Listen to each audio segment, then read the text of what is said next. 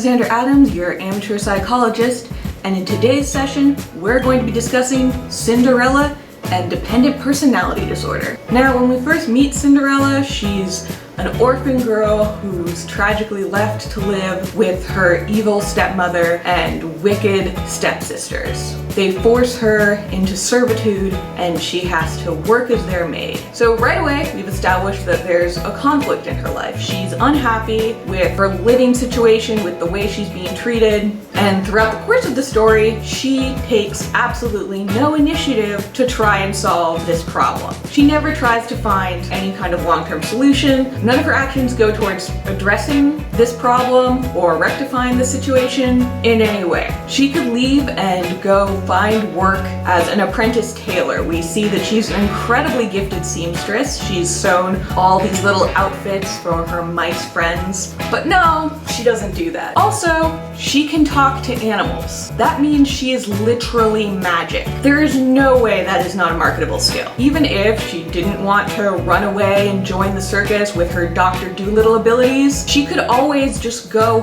be a maid for another family. Yeah, the pay might not be that great, but hey, at least they do her the common courtesy of calling her by her given name rather than an insulting epitaph. Right there, huge step up for her. She is completely passive, letting the whims of her evil stepmother, her fairy godmother, and then the prince rule her life. When her fairy godmother explains that her magic will wear off at midnight, Cinderella reassures her that this is already more than she could ever have dreamed of. Really? This is the extent of your imagination? This is the most you could possibly dream of in all the world. Not a castle made of cotton candy or turning her wicked stepsisters into crumpets and eating them alive. None of that. Her imagination maxes out at just having a fun night on the town. These are all signs of dependent personality disorder. People with dependent personality disorder have a very hard time initiating projects or taking next steps in their life because they're crippled with self-doubt. They perceive themselves as being much more helpless than they really are, downplay their own skills and abilities. Cinderella is a perfect example of that. She doesn't realize that out of everyone in that household, she's the only one with marketable skills. Oh yeah, and she's magic. That isn't part of how she sees herself. It's not part of her identity. So it doesn't occur to her to advertise that fact. Another common trait of people with dependent personality disorder is developing very quick romantic attachments that are incredibly strong and eagerly seeking out romance. This makes Cinderella's actions a lot more understandable.